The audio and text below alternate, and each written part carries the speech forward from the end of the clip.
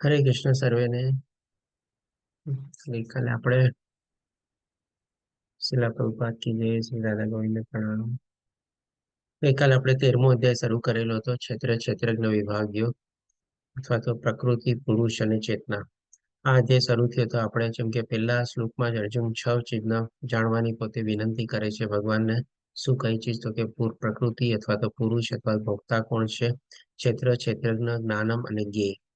તો ભગવાન એના ઉત્તર આપતા જવાબમાં બતાવે છે. સૌથી પહેલા ભગવાન આપણને બીજાથી લઈને 7મા શ્લોકના સંદર્ભમાં આપણને ક્ષેત્ર અથવા ક્ષેત્રજ્ઞનું જ્ઞાન આપે છે. ક્ષેત્ર ભગવાન કહે છે કે આપણું શરીર છે, અને એ ક્ષેત્રને જાણનાર સૌથી પહેલા આપણો આત્મા છે, અને એ પોતાના ઇન્ડિવિજ્યુઅલ વ્યક્તિગત શરીરને જાણી શકે છે. અને પણ ભગવાન પૂર્ણ પુરુષોત્તમ પરમેશ્વર જે છે, બધાના હૃદયમાં બેઠેલા છે, એ બધા શરીરોને જાણે છે. એ રીતે ભગવાન આપણને બતાવે છે, અને સંક્ષિપ્તમાં આપણને પણ બતાવે છે કે ક્ષેત્ર અને ક્ષેત્રજ્ઞાનના જ્ઞાતા એટલે કે એના જ્ઞાતાનો તફાવત જાણવો, એને જ ભગવાન કહે છે જ્ઞાન કહેવામાં આવે છે. તેમ છતાં ભગવાન આપણને 8 થી લઈને 12મા શ્લોકમાં જ્ઞાનની આપણને ઓર વિશેષ ડિટેલમાં બતાવે છે કે 20 ચીજો બતાવે છે, અને ભગવાન કહે છે આ 20 ચીજને જ આપણે જ્ઞાન તરીકે ઘોષિત કરે છે, અને બાકી બધાને ભગવાન કહે છે કે અજ્ઞાન કહેવાય છે. પછી ભગવાન 13 થી 19મા શ્લોકમાં આપણને કહી શકીએ કે જે અર્જુનના બીજા પ્રશ્નો હતા. હજી ભગવાને પહેલો જે બે પ્રશ્નો હતા, પ્રકૃતિ અને પુરુષ, એનો જવાબ નથી આપ્યો, પણ ક્ષેત્રજ્ઞનો જવાબ આપ્યો, જ્ઞાનનો આપ્યો, અને પછી આ 13 થી 19મા શ્લોકમાં ભગવાન જ્ઞેયમ એટલે કે જ્ઞાનનું લક્ષ્ય શું છે, એટલે કે કેવી રીતે ભગવાન એનો પ્રભાવ છે, અને કેવી રીતે આપણે ભગવાનને પ્રાપ્ત કરવાના છે, એ પણ ભગવાન આપણને આ 13 થી લઈને 19મા શ્લોકમાં અથવા તો જ્ઞાનના લક્ષ્ય વિશે, જ્ઞેયમ વિશે બતાવે છે. હવે અર્જુનના જે બાકી બે પ્રશ્નો રહી ગયા કે તમારે પ્રકૃતિ અને પુરુષ, તો એના સંદર્ભમાં ભગવાન આજે આપણને 20 થી લઈને 26મા શ્લોકમાં બતાવશે.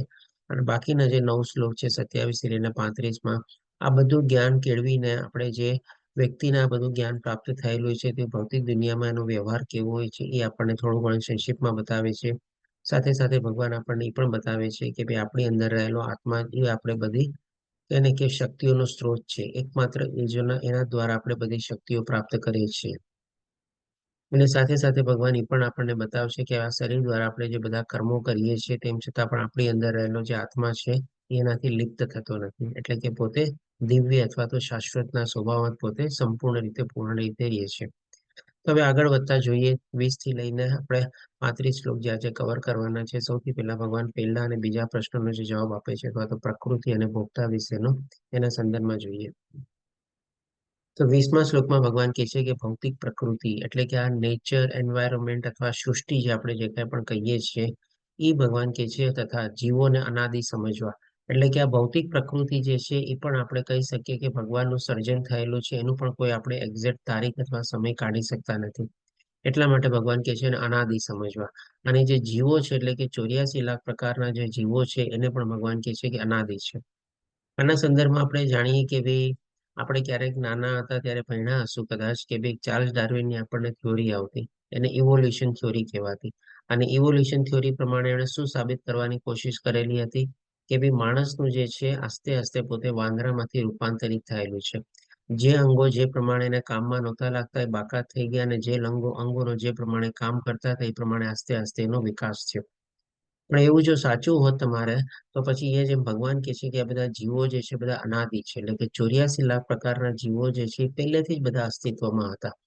અને એ જ આપણે કહી શકીએ કે સાચું હતું. કારણ કે જો ઇવોલ્યુશન થિયોરીને આપણે સાચી માનીએ, ચાર્લ્સ ડાર્વિનની થિયોરી, તો પછી આપણે જ્યારે ભગવાન રામ અને હનુમાનજી બંને એક સાથે હતા, એક મનુષ્ય હતા અને એક વારના રૂપમાં હતા, તો એ તો સાથે ન રહેવા જોઈએ ને, કારણ કે એ ટાઈમમાં તો ઇવોલ્યુશન કમ્પ્લીટ નહોતું થયું. તો ડેફિનેટલી આ બધા જે જીવો જે છે, આપણે કોઈક જીવોને જાણીએ છીએ, કોઈક જીવોને નથી જાણતા, કોઈકને આપણે કોઈક વિશે સાંભળેલું હોય, કોઈક વિશે ન સાંભળેલું હોય, કોઈકને આપણે જોયા હોય, કોઈકને ન જોયા હોય. અને ઇવન એટલા હદ સુધી આપણે કહી શકીએ કે આ 84 લાખ પ્રકારના બધા જીવો કદાચ આ મૃત્યુલોક અથવા પૃથ્વીમાં હોય કે પણ ન પણ હોય આપણે, અને કદાચ કોઈ બીજા ગ્રહોમાં પણ વસતા હોય. કારણ કે આજે આપણે ખાલી શાસ્ત્ર પ્રમાણે જાણીએ છીએ કે ભાઈ 84 લાખના જીવો છે. આપણે કોઈ દી ક્યાંય જગ્યાએ ક્યાંય આપણું ભણ્યું છે, સાંભળ્યું છે કે ભાઈ આ પ્રકારના 84 લાખ પ્રકારના જીવો છે. આપણે આગળ આવતીકાલના ચોથા અધ્યાયમાં થોડું ઘણું આના સંદર્ભમાં આપણે જાણશું કે આ 84 લાખ પ્રકારના જીવોનું પણ કેવી રીતે વિભાજન થયેલું છે, પણ આપણે કોઈ જાણતા નથી. તો અહીંયા જે ભગવાન આપણને કહે છે, આ બધા અનાદિ આપણે સમજવા જોઈએ. અને પછી ભગવાન કહે છે અને તેમના વિકાર.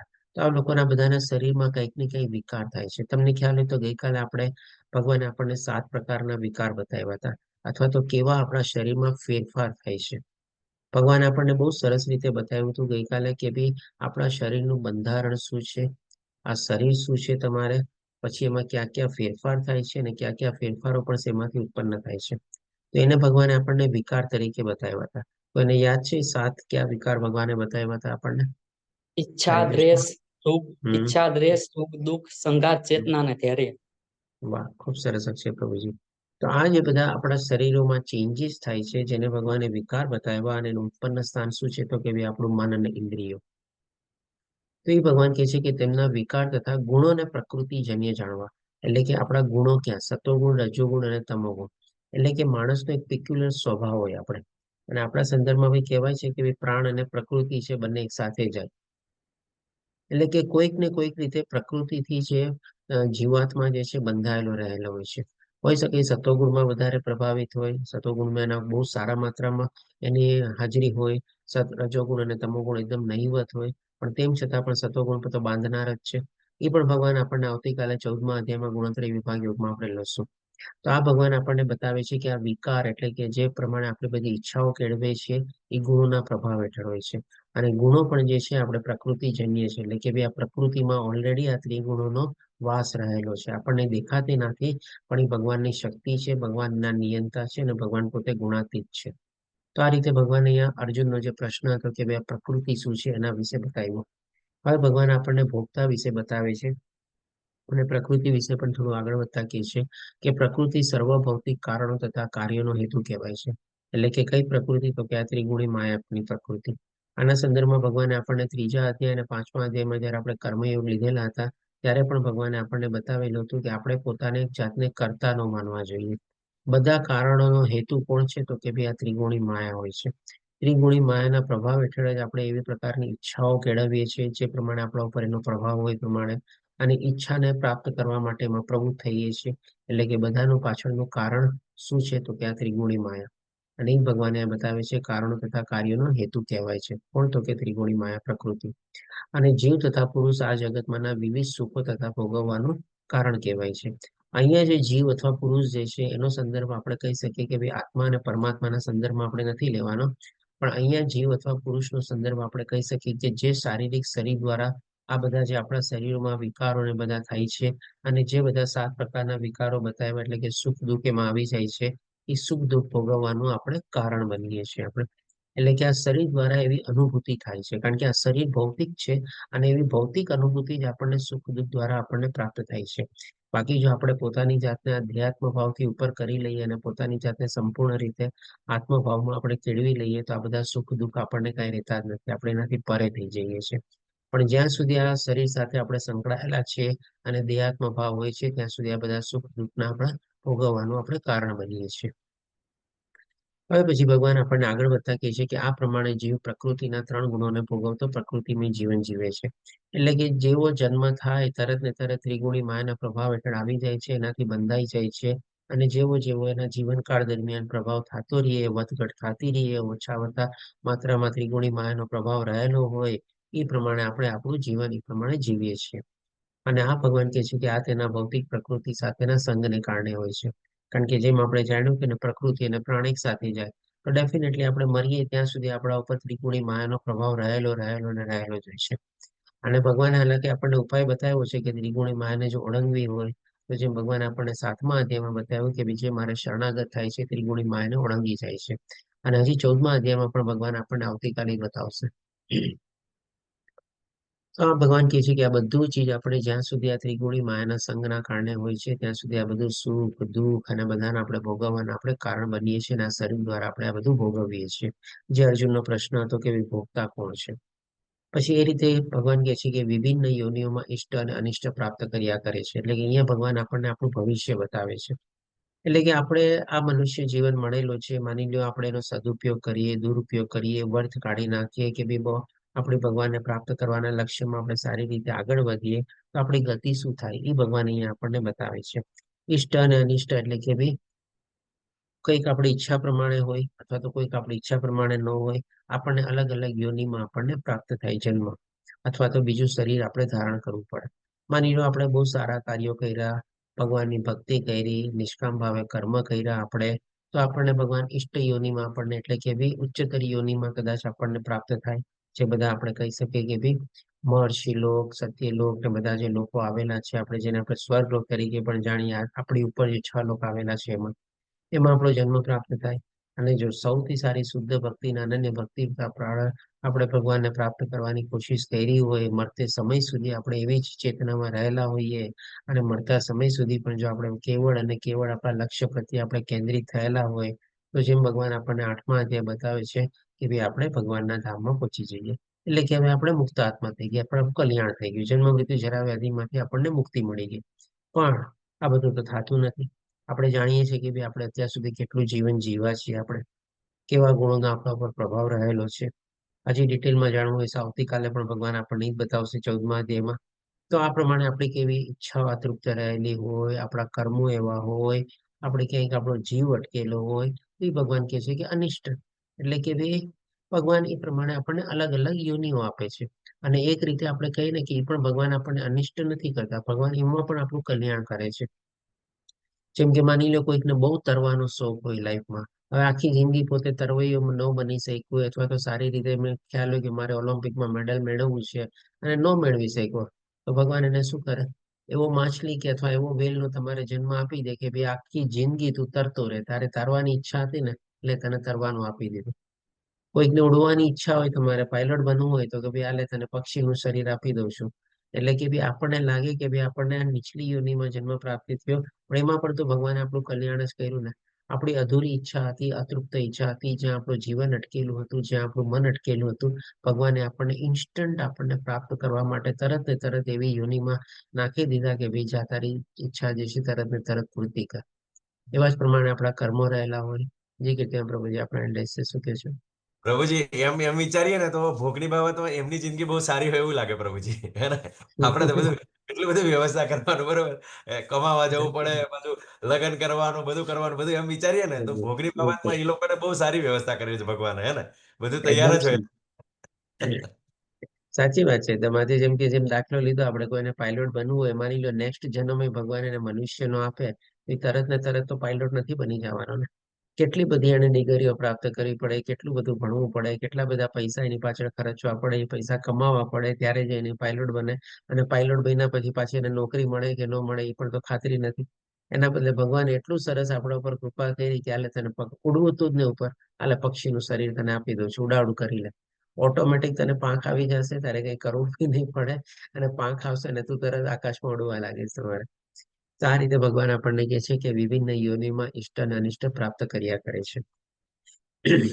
હવે પછી ભગવાન આપણને 23મા શ્લોકમાં બતાવે છે કે છતાં, એટલે કે આ બધું કોણ ભોગવે છે? ઇષ્ટ અને અનિષ્ટ, અલગ અલગ યોનિમાં સુખ દુઃખ, આ બધું.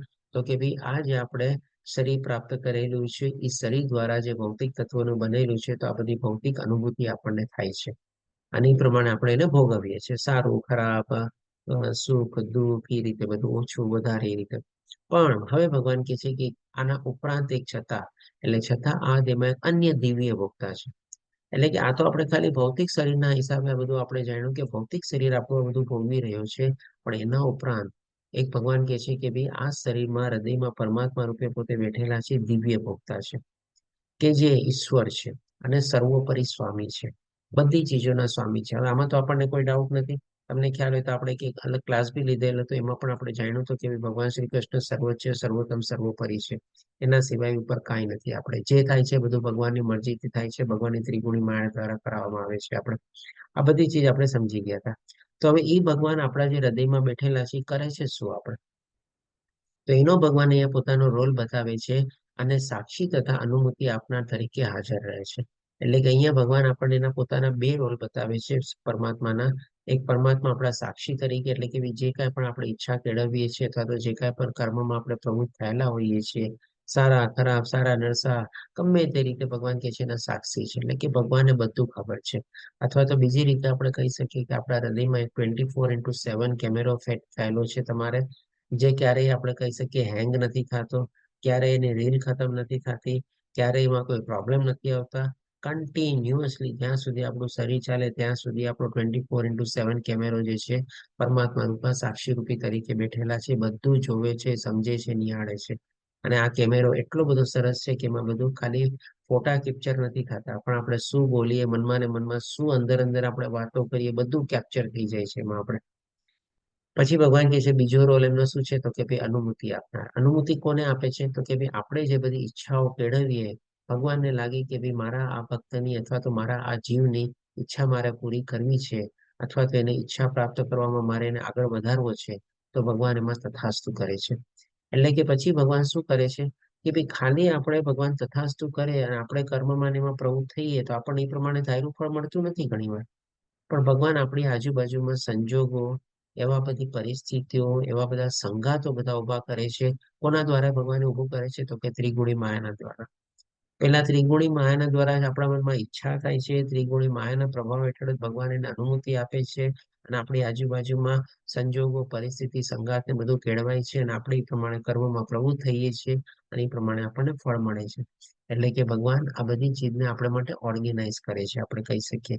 અને ભગવાન ત્રિગુણી માયાને હુકમ કરે છે કે જે અમારા આ જીવની આ ઈચ્છા છે એને પૂર્તિ કરવામાં તું એને મદદ કર. તો આ ભગવાનનો રોલ છે આપણા હૃદયમાં રહેલા પરમાત્માનો, અને તેમને પરમાત્મા કહેવામાં આવે છે. એટલે કે આવી રીતે ભગવાન એની પોતાની પરિભાષા પણ આપે છે, અને પોતે શું આપણા હૃદયમાં બેઠા કરે છે એ પણ આપણને બતાવે છે. અને સાથે સાથે એમ પણ બતાવે છે કે પોતે બધાના સર્વોપરી સ્વામી છે અને દિવ્ય ભોગતા છે. કારણ કે અલ્ટિમેટલી આપણે જે બધું ભોગવીએ છીએ જાય છે કોને? જે બધી પ્રભુજી આપણો એન્ડ છે, શું કહેશું? એટલે છે ઈચ્છા કરે એને પરમાત્મા એ સાક્ષી હોય, તો કોઈ ખરાબ વિચાર કર્યો હોય તો એને પણ એને પણ પરમાત્મા એને પ્રવૃત્ત કરે. જો એ તમોગુણના પ્રભાવમાં રહેલો હોય તો ડેફિનેટલી એનામાં ખરાબ વિચારો આવે. અને એ જીવની ઈચ્છા હોય કે ભાઈ મારે આમાં આગળ વધવું છે, અને ભગવાનને લાગે કે ભાઈ ઠીક છે, ચાલો એની મારી ઈચ્છા પૂર્તિ કરવી છે, તો ભગવાન એને પણ અનુમતિ આપે. આજે આપણે જોઈ શકીએ છીએ કે ભાઈ આ બધા જે લોકો ટેરોરિસ્ટ ને બધા છે તમારે, એ લોકો કેટલા મોટા મોટા પ્લાન ને કેટલું બધું મોટું મોટું બનાવે છે. આપણે કહી શકીએ કે આજે ટેરોરિસ્ટનો દાખલો લ્યો તમે, પછી આ બધા ઓનલાઈન જે બધા હેકર્સ છે તમારે, એ લોકો કેટલી બધી કે સારી રીતે પોતાની બુદ્ધિને બધાનો ઉપયોગ કરે છે. તમારે ઉપયોગ તો ન, પણ આપણે દુરુપયોગ કહી શકીએ. તો ડેફિનેટલી આપણે કહી શકીએ કે ભાઈ એ લોકોએ ઈચ્છા કેળવી લીધેલી અને આમાં ખરાબ કૃત્યોમાં પોતે પ્રવૃત્ત થવું છે. અને એવો એની ગતિ પણ એ લોકો એવી જ ભોગવવાના છે, જેમ ભગવાને કીધું ને, ઇષ્ટ અને અનિષ્ટ તમારે ભોગવવા કરે છે. એટલે કે તમોગુણના પ્રભાવ હેઠળ એવી રીતે ખોટી ઈચ્છાઓ કેળવી, એવા ખોટા કૃત્યોમાં એ લોકો પ્રવૃત્ત થવાની પોતાની ઈચ્છા કેળવે છે, તો ભગવાન એને અનુમતિ આપે છે, અને એ લોકો એમાં પણ એમાં આગળ વધે છે તમારે, અથવા તો એવા પોતાના પ્રમાણેના ફળ એ લોકો પ્રાપ્ત કરવાની કોશિશ કરે છે, એમાં એ લોકોને થોડે ઘણા અંશે ફળ પ્રાપ્ત થાય છે. તો આપણે કહી શકીએ કે ડેફિનેટલી જુઓ, આજે ભગવાન તો કંસના હૃદયમાં પણ રહેલા હતા, શિશુપાલના હૃદયમાં બી રહેલા હતા, પણ એ લોકોની પ્રકૃતિ એવી હતી કે એ લોકોને એ જ પ્રમાણેમાં આગળ વધવું હતું. તો ભગવાન તો છે ને ક્યાંય બાધા નથી આપતા, આપણને ભગવાન ક્યાંય વચ્ચે નથી આવતા, ભગવાન ક્યાંય અડચણ રૂપે પણ આપણને થતા નથી. જે જીવ જેવી ઈચ્છા કેળવે તમારે, એ પ્રમાણે ભગવાનને લાગે તો ભગવાન એની ઈચ્છાની પૂર્તિ કરવા માટે બધું અનુમતિ આપે છે, અને સંજોગોનું બધું ઘડતર કરે છે તમારે. એટલે કે તમારો જવાબ સવાલના પ્રશ્નમાં આપણે કહી શકીએ કે ભાઈ હા, એમાં પણ ભગવાનની અનુમતિ હોય તો જ એ લોકો એમાં આગળ વધી શકે છે. જી કીર્તિ, આપણે બધી શું કહેશો આપ? એટલે પ્રભુજી એમાં એવું પણ હોય છે ને કે જે સામે જે ભીડાય છે એની સામે, બરોબર ને, એ પણ કદાચ એના કર્મો આગળના એવા હોય અને એ જ લપેટમાં આવે, બરોબર ને, આગળના જે પૂર્વજન્મ, અને એમાંથી એના એવું ઘણીવાર એવું હોય કે એના જે આગળનું પાપ કરેલું છે એનું ખતમ થવાનું હોય, એટલે પેલાનું પૂરું થાય ને પેલાનું ચાલુ થાય, એવું પણ સાયકલ હોય છે ને પ્રભુજી? હા, એટલે એ જ આપણે દાખલાને જો આગળ લેતા જઈએ, પણ વચ્ચે તમારો એન્ડ હતો એટલે આપણે કીધું ચાલો લઈ લઈએ. તો આજે જેમ કે મહાભારતનું યુદ્ધ થયું, તો મહાભારતનું યુદ્ધ પણ ભગવાને આપણને 11મા અધ્યાયમાં શું કીધું કે ભાઈ મારી ઈચ્છા દ્વારા જ આ બધું થઈ રહ્યું છે તમારે, તું એક નિમિત્ત માત્ર છો. તો ભગવાન એવી યોજના ઘડેલી હોય કે બધા રાજાઓ જેના પાપ કર્મોને બધા એકત્રિત થયેલા હતા અને એવી ઈચ્છાઓ કેળવેલી હતી, તો બધાને ત્યાં એવા એક સંયોજન કર્યું કે ભગવાને ત્યાં ભેગા કર્યા, અને અર્જુનને નિમિત્ત બનાવ્યો કે તું આ બધાને મારી નાખતા. એટલે કે અર્જુને સ્વધર્મ નિભાવ્યો, એટલા માટે એને મારવાનું પાપ ન લાગ્યું. પણ બાકી બધા જે રાજાઓ જે બધા ત્યાં ભેગા થયા, એ લોકોનું મૃત્યુ ત્યારે લખાયેલું હતું, એટલે એ લોકો બધા ત્યાં મૃત્યુ પામ્યા. ભગવાનની યોજના થઈ.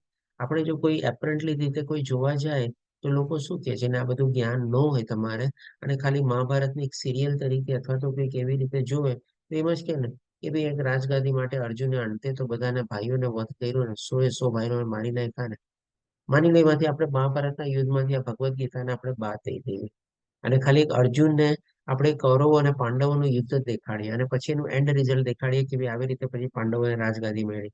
ન આપણે બેકગ્રાઉન્ડની ચર્ચા કરીએ, ન મહાભારતના યુદ્ધની ચર્ચા કરીએ, કે ન આપણે ભગવદ્ ગીતાની ચર્ચા કરીએ, કાંઈ ન કરીએ, પણ ખાલી આટલો પોર્શન કોઈકને આપણે દેખાડીએ તો એ લોકો જોવા વાળો શું કે ભાઈ અર્જુને અલ્ટિમેટલી તો રાજગાદી માટે બધાને પોતાના ભાઈઓને માર્યા ને, પણ આ ન ખબર પડે ને કોઈને તમારે એનું પાછળનો ભાવ. તો એ જ હોય છે તમારે આ ભગવાનની યોજના હોય તમારે, અને જે પ્રમાણે કીર્તિમાં પ્રભુજી કીધું ને કે એકબીજાને લેણા દેવી હોય, એકબીજાનો સંબંધ જોડાયેલા હોય કે આના હાથે આને મરવાનું, આના હાથે આનું ખરાબ થવાનું, આના હાથે આવી રીતે આમ થવાનું તમારે. એટલે આપણા કહીએ ને કે ભાઈ કંઈક ને કંઈક એવી લેણા દેવીના સંબંધ હોય એટલે આવા બધા આજે જેમ કે હમણાં ફ્લાઇટ ક્રેશ થયું તમારે, એક માણસ કેમ બચી ગયો, પછી પાછી ખબર પડી કે બીજું એક વ્યક્તિ પણ બચી ગયું હતું અને બધા કેમ મૃત્યુ પામ્યા તમારે. તો એક જે બચ્યું એના પર કંઈક એવા કર્મ આવી કંઈક ઈચ્છા હશે, અને જે બધા મૃત્યુ પામ્યા એ લોકોની પણ એવા કોઈ કર્મ હશે કે ભાઈ આવી રીતે એ લોકોનું મૃત્યુ લખાયેલું હશે. તો ભગવાન એ પ્લેનમાં બધાને એકત્રિત કર્યા. ક્લિયર પ્રદીપ પ્રભુજી? જી પ્રભુ, ક્લિયર. ઓકે. હવે પછી આપણે આગળ 24મા શ્લોકમાં કહે છે કે જે મનુષ્ય પ્રકૃતિ, જીવ તથા પ્રકૃતિના ગુણોની આંતરક્રિયા સંબંધિત આ તત્વજ્ઞાનને સમજી લે છે. આપણે જો અત્યારે જે બધું આ ડિટેલમાં ચર્ચા કરી એ ભગવાન અહીંયા છે ને આપણને સારાંશના રૂપમાં સમજાવે છે કે જે મનુષ્યના પ્રકૃતિનો પ્રભાવ અથવા તો જીવ જેવી કેવી ઈચ્છા કેળવે છે, અથવા તો પ્રકૃતિના ગુણોની આંતરક્રિયા એટલે કે ભાઈ કેવી રીતે પ્રકૃતિ એને કાર્ય કરવામાં મદદ કરે છે, કાર્ય કરવામાં નથી મદદ કરતી, કેવી રીતે એને સફળતા અપાવે છે, નિષ્ફળતા અપાવે છે, સારા કર્મ, ખરાબ કર્મ, આ બધા ત્રણેયના સંબંધિત જે આ તત્વજ્ઞાનને અથવા તો આધ્યાત્મિક જ્ઞાનને સમજી લે છે તે ભગવાન કહે છે કે તે નિશ્ચિત મુકામે પામે છે. તમને ખ્યાલ હોય તો આની પહેલા પણ આપણે ઘણી વાર આવી રીતે ચર્ચા થઈ ગઈ હતી કે ભાઈ આપણે કોઈકના પ્રત્યે કંઈક બહુ ખરાબ થયું હોય, તમારે માની લો કોઈક જગ્યાએ બહુ પૂર આવ્યું, ભૂકંપ આવ્યો, આપણે ઘણું બધું આપણે દુઃખી થઈએ છીએ. કોઈના આપણા આપતાજનો પણ મૃત્યુ થઈ જાય તો આપણે બધા બહુ દુઃખી થઈએ છીએ. એકચ્યુઅલી છે ને આ બધું એટલે કરવાની કઈ જરૂર નથી. આપણે કહીએ ને ભગવાને બીજા અધ્યાયમાં જ અર્જુનને એ જ કીધું હતું કે જેના માટે શોક કરવો જોઈએ એ તું ખોટી રીતે કરે છે. આવી રીતે તારે વિદ્વાન માણસો આવી રીતે કોઈના પ્રત્યે જીવન અને મૃત્યુ પ્રત્યે શોક કરતા નથી. જો જે સારી સ્થિતિ થાય કે ખરાબ પરિસ્થિતિ થાય, કાંઈ પણ થાય, તમારે બધા છે ને પોતપોતાની કર્મની ગતિ ભોગવી રહ્યા છે. આપણે આ જે ચીજ જો આપણે સમજી લઈએ ને તો આજ આપણે કહી શકીએ કે ભાઈ સાચું આધ્યાત્મિક જ્ઞાન આપણે સમજ્યા. બાકી જો હજી એમાં આપણે તણાતા રહીએ, ખેંચાતા રહીએ અને બહુ આપણે વહેતા રહીએ લાગણીના પ્રભાવ હેઠળ, આ બધું આપણે કહીએ ને કઈ મતલબનું નથી. આપણે બધું ખોટું જ છે. સંબંધોમાં તણાતા જઈએ. ગઈકાલે આપણે થોડી ઘણી સંબંધોના સંદર્ભમાં બી ચર્ચા થઈ હતી કે આ બધા સંબંધોમાં, ખોટા કહેવાતા સંબંધોમાં આપણે બહુ તણાતા હોઈએ છીએ. તમારે એને ખોટું લાગશે, એને સાચું લાગશે, એને આમ વ્યવહાર કર્યો, મારે આમ વ્યવહાર કરવો, આ બધું ચીજ છે ને જયારે આ જ્ઞાન આપણને પ્રાપ્ત થઈ જાય ને આ બધું ચીજ આપણને કે ને કે કઈ તથ્ય વગરનું જ લાગે. અને આ જ તો સાચું જ્ઞાન છે આપણે કહી શકીએ. ઘણી વાર આપણે એમ પણ જોઈએ છીએ કે ભાઈ બહુ સારા વ્યક્તિ હોય, આખો દિવસ મંદિરમાં પૂજા ને બધું કરતા હોય, ઇવન મંદિર ઉપર પણ કે ને કે ભાઈ આક્રમણ થાય છે, મંદિરના પૂજારીઓ અને ભક્તોને પણ આપણે એ રીતે વધવામાં આવે છે અથવા તો ઘાયલ કરાવવામાં આવે છે.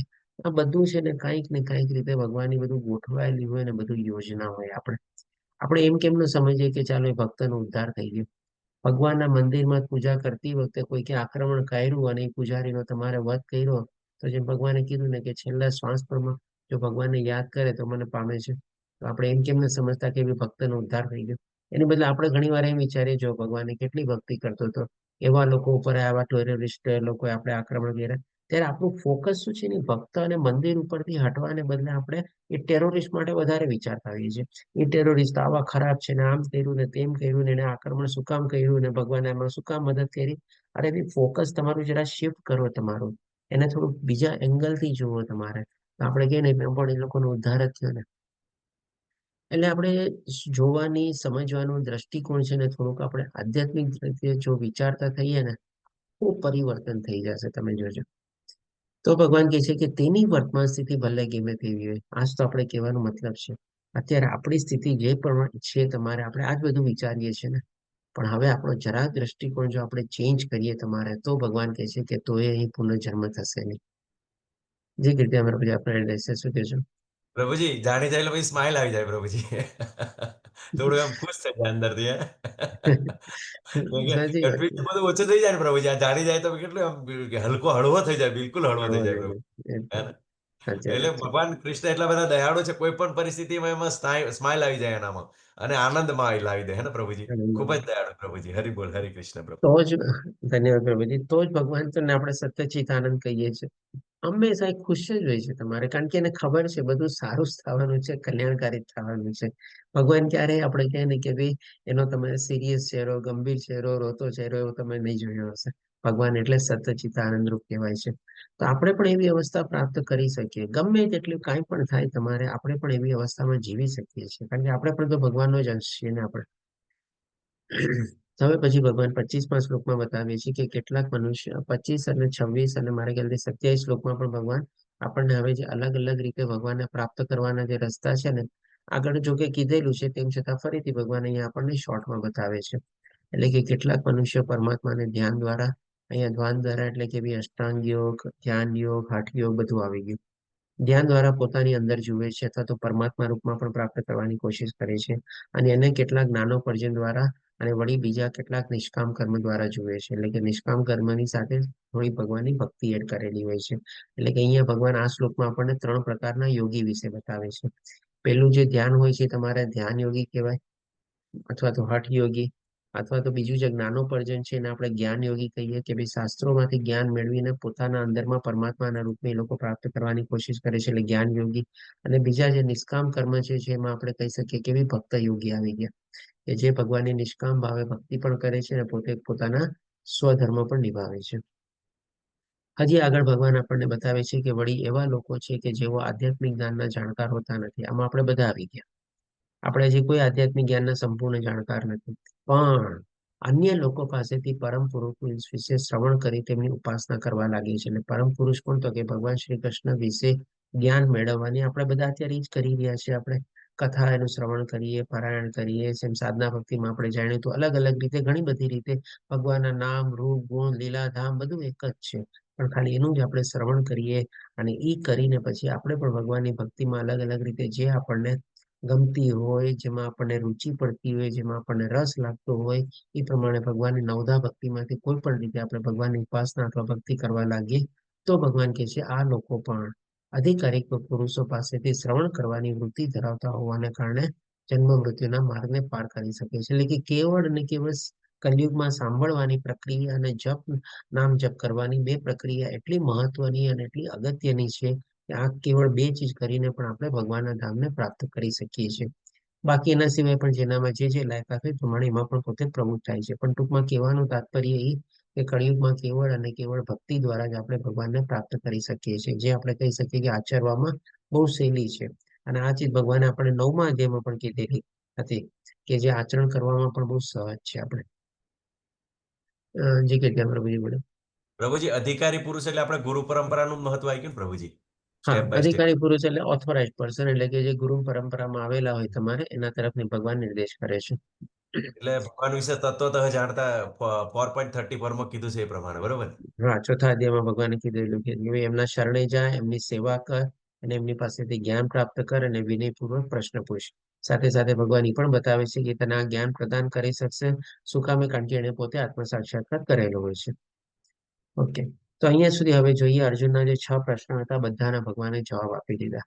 સૌથી પહેલા પ્રકૃતિના સંદર્ભમાં આપણે જાણ્યું કે ભૌતિક પ્રકૃતિ અનાદિ છે અને બધા જીવો પણ અનાદિ છે. આપણે પછી ભગવાન પુરુષ અથવા ભોગતાના સંદર્ભમાં ભગવાને આપણને બતાવ્યું ભૌતિક શરીર દ્વારા કેવી રીતે આપણે બધા વિકારો અથવા તો સુખ દુઃખ માણીએ છીએ એ બતાવ્યું. અને એના સિવાય એક ઉપરાંત ભગવાને કીધું કે દિવ્ય ભોગતા જે છે બધાના શરીરમાં રહેલો છે અને એનું કામ શું છે? તો કે ભાઈ અનુમતિ અને સાક્ષી તરીકે હાજર રહેલા છે.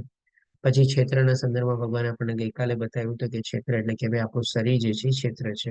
અને ક્ષેત્રજ્ઞ જાણનાર એટલે કે ભાઈ આપણા શરીરમાં આપણો ઇન્ડિવિજ્યુઅલ જે આત્મા રહેલો છે આપણા પોતાના વ્યક્તિગત શરીરને જાણે છે, પણ સાથે સાથે પરમાત્માનો પણ વાસ છે જે પરમાત્મા બધા પ્રકારના જીવોને જાણે છે.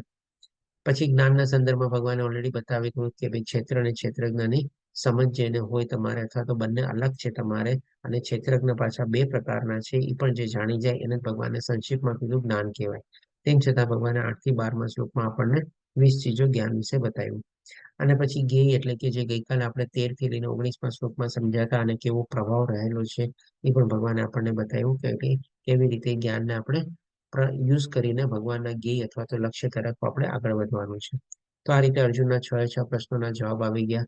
હવે 27 થી લઈને 35મા શ્લોકમાં એટલે કે 9 શ્લોકમાં ભગવાન આપણને કહી શકીએ કે ભાઈ આ બધું જ્ઞાન આપણે જો પ્રાપ્ત કરેલું હોય તો જેમ ભગવાને કીધું ને કે ભાઈ જે ક્ષેત્રજ્ઞનો જ્ઞાતા એના વચ્ચેનો તફાવત સમજી જાય છે અને કેવી રીતે પ્રકૃતિ અથવા એની આંતરિક ક્રિયાઓ વિશે સમજી જાય છે એ તત્વજ્ઞાનને સમજી જાય છે તો કેવી રીતે જન્મ મૃત્યુ જરા વ્યાધિમાંથી આપણે પાર કરી શકીએ છીએ અથવા તો એના જે જ્ઞાન ચક્ષુ હોય જે કેળવેલા હોય છે એ કેવા પ્રકારના હોય છે. જેમ આની પહેલા આપણે બધી ચર્ચા કરી ને કે ભાઈ ગમે તેટલું ખરાબ થાય આપણને ખોટું લાગે દેખીતી રીતે એ બધા પ્રત્યે હવે જ્ઞાન ચક્ષુ જયારે આપણે તત્વજ્ઞાન ચક્ષુ પ્રાપ્ત કરી લે ને પછી આપણને બધાથી આપણે પરે થઈ જઈએ.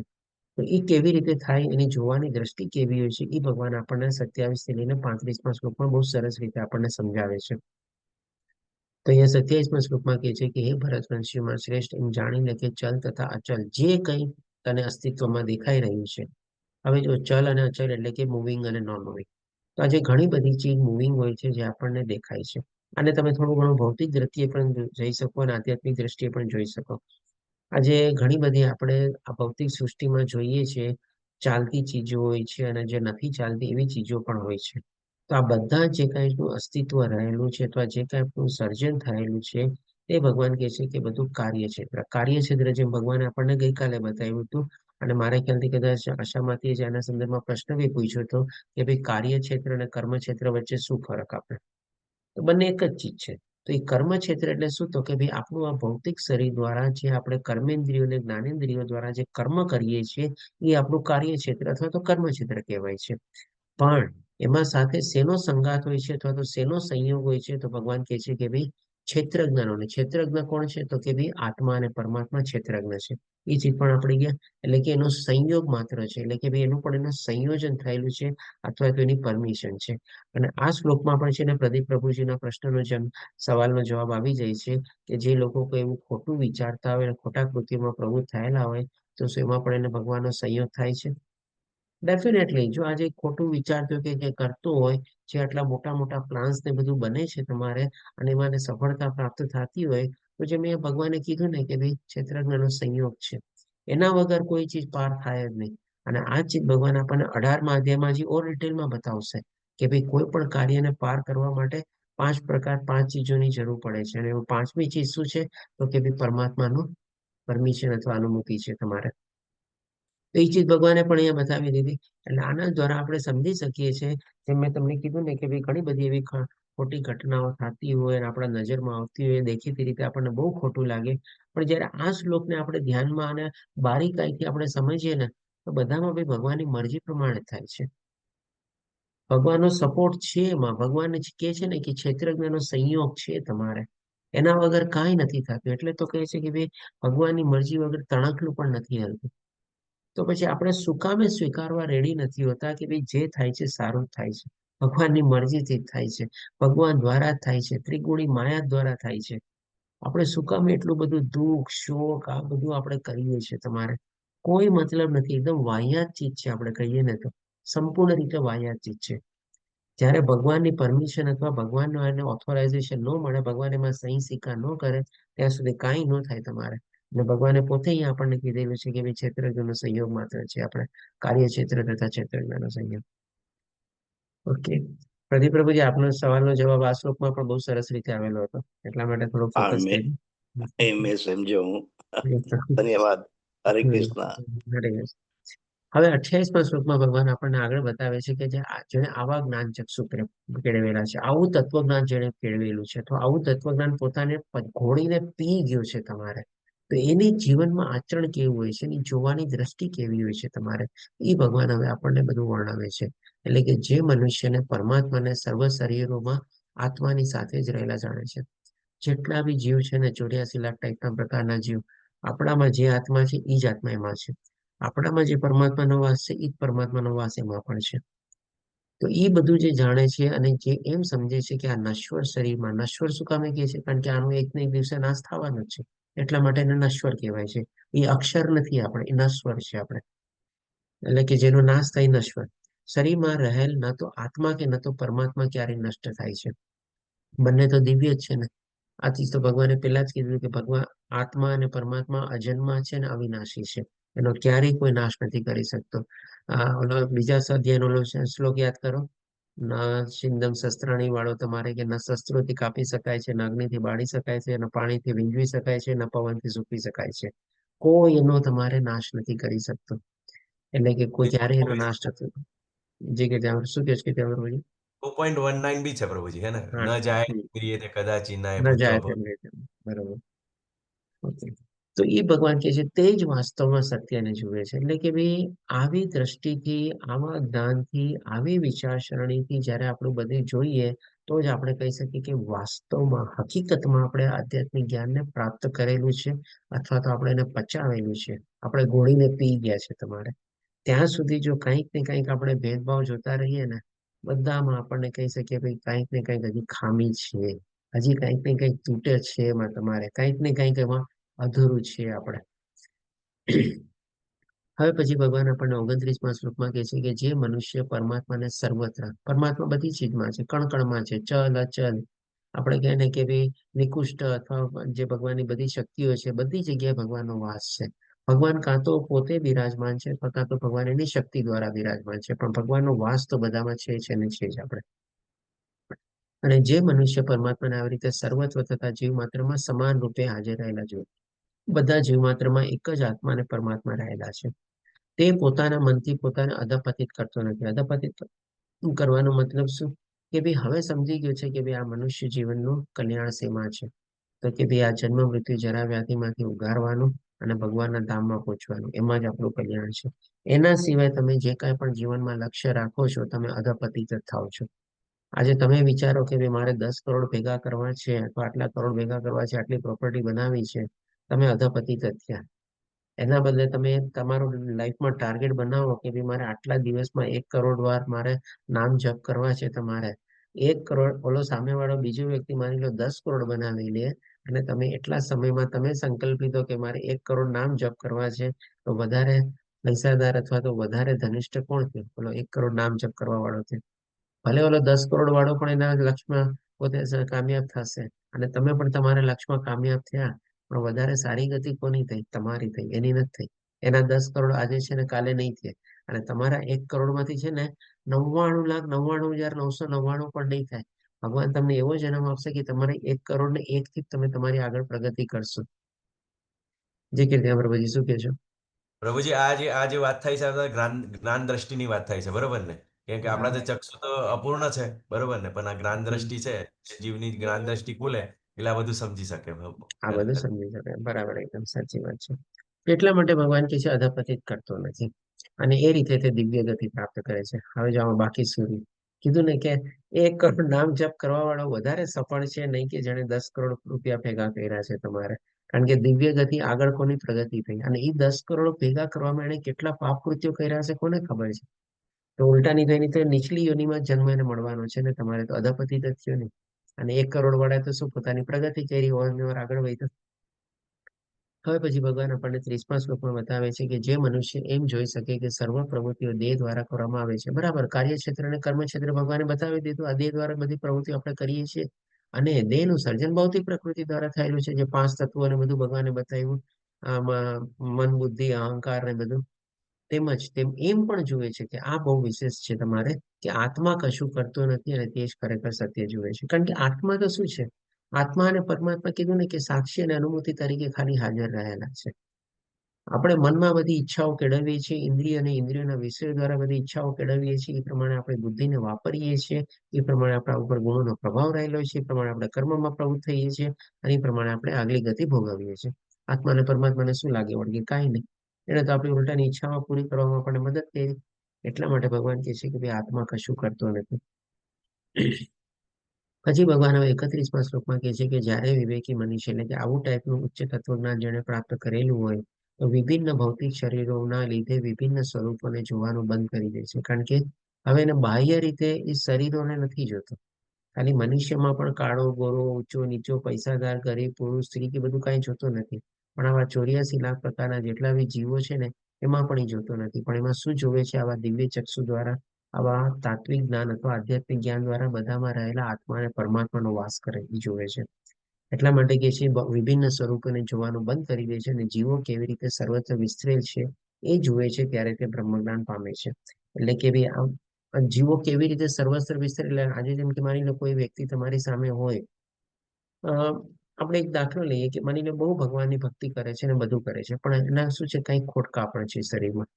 હવે આપણે લોકો ઘણીવાર આપણે શું કહીએ છીએ, ભાઈ ભગવાનને આટલી ભક્તિ કરે છે તો એ જો ભગવાને કેવું એની સાથે અન્યાય કર્યો, કેવી ખોટકાપણ એને આવી. હવે આવી રીતે જો આપણે જીવોને વિસ્તરેલા જોઈએ તમારે, તો એ પણ એક આપણું અધૂરું જ્ઞાન છે. એમાં પણ આપણા તાત્વિક જ્ઞાન આધ્યાત્મિક જ્ઞાનમાં કઈ ખોટ અથવા તો કંઈક ને કંઈક ખામી રહી ગઈ છે. પણ આપણે એમ વિચારીએ કે જો ભગવાને એના ઉપર કેવી કૃપા કરી છે, કેવી આવી શરીરે ખોટકા પણ છે, તેમ છતાંય ભગવાનને યાદ કરે છે અને ભગવાનનું વિસ્મરણ કરે છે.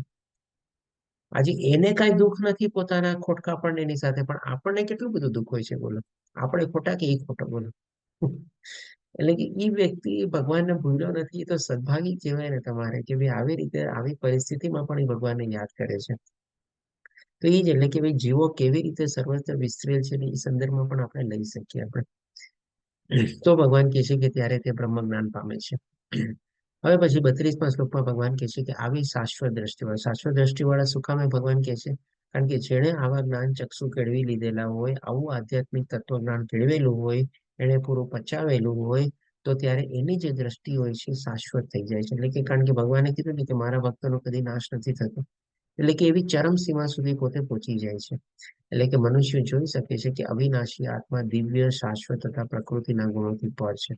આવી સ્થિતિ જયારે આપણે પ્રાપ્ત કરીને ત્યારે આપણે પણ કહી શકીએ કે આપણે ગુણાતીત થઈ ગયા, તે ગુણી માયાને આપણે ઓળંગી લીધેલી છે. એટલા માટે કહે છે, હે અર્જુન, ભૌતિક શરીર સાથે સંપર્ક હોવા છતાં આત્મા કશું કરતો નથી કે તેનાથી લિપ્ત થતો નથી. એટલે કે ગમે તેવા સારા ખરાબ કર્મ કઈ કર્યા હોય, પણ આવી રીતે જો આ અવસ્થા સુધી આપણે પ્રાપ્ત પહોંચી જઈએ તમારે ચરમ સીમા સુધી, તો આપણી અંદર રહેલો આત્મા તો હંમેશા જેમ શુદ્ધ અને શુદ્ધ જ રહેવાનો છે.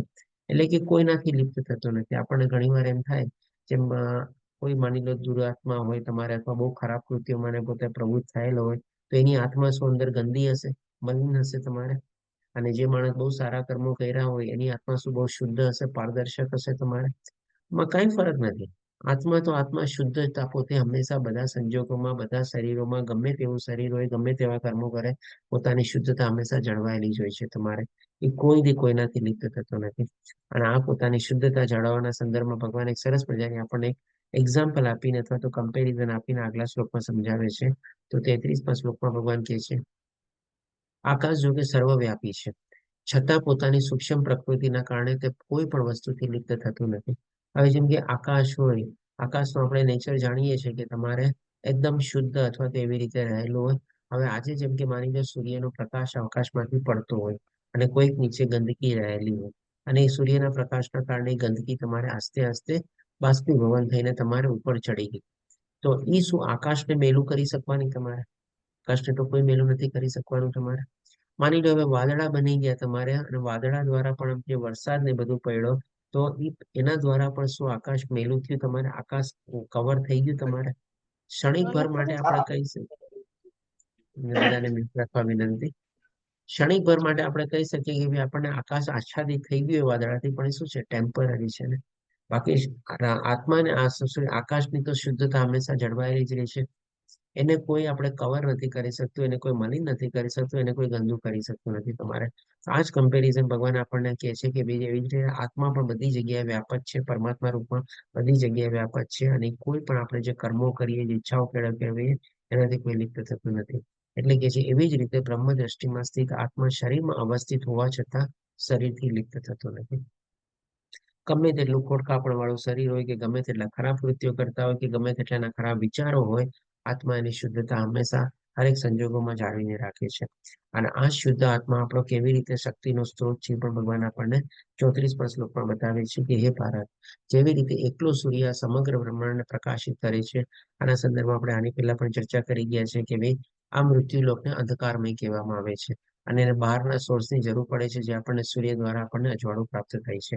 તેવી જ રીતે જેમ સૂર્ય આખા બ્રહ્માંડને અજવાળું પ્રાપ્ત કરાવે છે, તો તેવી રીતે આ શરીરમાં રહેલા એક આત્મા જે છે, આપણા સમગ્ર શરીરને ચેતનાથી પ્રકાશિત કરે છે. આજે આપણને માની તમે રોબોટ બનાવી લીધો, રોબોટ એઝ ગુડ એઝ તમે માણસ જેવો બનાવી લીધો, પણ એનામાં શું ફિલિંગ્સ છે તમારે? આજે આપણા શરીરમાં એક નાનકડી કોઈ સોય પણ કોઈ જગ્યાએ ભોંકે આપણને, તરત આપણને કેવી પીડા થાય છે. અને એ તમે રોબોટને તમે પથરા મારો અને તમે 10 ઝાપટ મારો, એ રોબોટને કાંઈ અસર થવાની છે તમારે? આ કોના કારણે થાય છે? હવે રોબોટમાં તો એ આત્મા ચેતના નથી ને તમારે, આપણા શરીરમાં છે, એટલે જ આપણને આ બધી ફિલિંગ્સ થાય છે. તો એ જ ભગવાન આપણને કહે છે કે ભાઈ આપણા શરીરમાં જે કાંઈ પણ શક્તિઓ રહેલી છે, જે કાંઈ પણ આપણને ફિલિંગ્સ થાય છે, જે કાંઈ પણ સામર્થ્ય રહેલું છે, એ બધું આ આત્માના કારણે રહેલું છે. આત્મા ન હોય તો આપણે પણ એક જાતના કહે ને કે ભાઈ રોબોટ કરતા પણ બેકાર છીએ. કારણ કે આપણું શરીર તો ત્યારે કામ જ ન કરે. રોબોટ તો ચાલો અત્યારે ઇલેક્ટ્રિક કે બેટરીથી કામ તો કરતો હશે તમારે, એનો જે પ્રમાણે પ્રોગ્રામિંગ કરેલું હશે એ પ્રમાણે. આપણા શરીરમાંથી જો આત્મા નીકળી જાય તો આપણે તો રોબોટ કરતા બદતર છીએ. આપણે રોબોટ જેટલું કામ ન આપડી શકીએ આપણે તમારે. આ બધું શેના દ્વારા થાય છે? તો કે ભાઈ બધું આત્મા દ્વારા થાય છે, જે દિવ્ય છે આપણે. અને હવે છેલ્લા શ્લોકમાં ભગવાન આપણને બતાવે છે કે જે મનુષ્ય જ્ઞાનના નેત્રોથી શરીર તથા શરીરના જ્ઞાતાની વચ્ચેનો ભેદ જુએ છે, એટલે ક્ષેત્ર ક્ષેત્રજ્ઞ વચ્ચેનો ભેદ જુએ છે, અને ભૌતિક પ્રકૃતિના બંધનમાંથી શું કામ મુક્ત થવાની પ્રક્રિયાને જાણ કરવાનું ભગવાન કહે છે? કારણ કે અલ્ટિમેટલી આ ત્રિગુણી માયા જ છે, જેના દ્વારા આપણે બંધાયેલા છે અને આવા બધા કર્મોમાં અને ઈચ્છામાં આપણે કેળવીએ છીએ.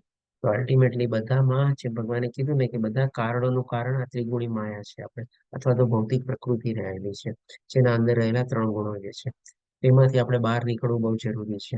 એ ભગવાન કહે છે કે જે આની પ્રક્રિયાને જાણી લે છે, તેઓ પરમ ધ્યેયની પ્રાપ્તિ કરે છે. પરમ ધ્યેય એટલે કે ભગવાનને પ્રાપ્ત કરવા. હવે આના ઉપરથી અર્જુનનો પ્રશ્ન આવશે કે ભાઈ આ ત્રિગુણી માયામાંથી બહાર કેવી રીતે નીકળવું? જેના ઉપર આપણે કહી શકીએ આપણો કાલનો અધ્યાય 14મો અધ્યાય જે છે, ગુણત્રય વિભાગ યોગ આપણે આધારિત છે. તો અહીંયા આપણો 13મો અધ્યાય કમ્પ્લીટ થાય છે. સંક્ષિપ્ત સમરીના હિસાબે જોઈએ તો પેલા અર્જુનના પ્રશ્નો આવે છે, 6 પ્રશ્નો પૂછે છે. પછી ભગવાન એના સંદર્ભમાં આપણને જ્ઞાનની પરિભાષામાં બતાવે છે કે 20 ચીજો જ્ઞાન છે. સાથે સાથે ભગવાન પણ આપણે નિરાકાર નથી, પણ ભગવાનને પણ આકાર છે. ભગવાનને શ્રેયસ ચરણ નેત્રો જે છે, બધી જગ્યાએ ભગવાનનો વાસ રહેલો છે. પછી ભૌતિક પ્રકૃતિ જે આપણે આજે કવર કર્યું કે ભાઈ અનાદિ સમજવા અને એના વિકારો જે છે, બધા જે 7 વિકારો જે છે, આપણે પ્રકૃતિજન્ય છે, એટલે કે ભાઈ ત્રિગુણી માયાના પ્રભાવ હેઠળ આ બધું ચીજ આપણે ભોગવીએ છીએ. અને પ્રકૃતિ બધા કારણોનો કારણ એટલે કે કાર્યનો હેતુ કહેવાય છે. અને જીવ અથવા પુરુષ આ જગતમાં વિધિ આપણે શરીર દ્વારા બધું સુખ અને દુઃખ ભોગવીએ છીએ. પણ એના ઉપર પણ એક દિવ્ય ભોગતા આપણા શરીરમાં રહેલો છે, જે પરમેશ્વર છે. અને એ શું કરે છે? તો કે ભાઈ આપણને અનુમતિ આપે છે અને આપણને સાક્ષી રહેલો છે. અને આત્મા જે છે, એના દ્વારા જ આપણે આખા શરીરમાં આપણને શક્તિઓ રહેલી છે. તો આ રીતે હાઇલાઇટ પોઈન્ટ તરીકે આપણે જોયું, અને આ રીતે 13મો અધ્યાય આપણો કમ્પ્લીટ થાય છે. વાંછાકલ્પતરુભ્યશ્ચ કૃપા સિંધુભ્યેવ ચ પતિતાનાં પાવનેભ્યો વૈષ્ણવભ્યો નમો નમઃ. હરે કૃષ્ણ કૃષ્ણ કૃષ્ણ હરે હરે, હરે રામ રામ રામ હરે હરે. શ્રીલ પ્રભુપાદ કી જય. શ્રી દાદા ગોવિંદ પ્રણામ. હરે કૃષ્ણ સર્વેને. જી પ્રભુજી આપણો એન્ડ રહેશે. આપણે આવું સમજ્યા તો એની અંદર એમ કે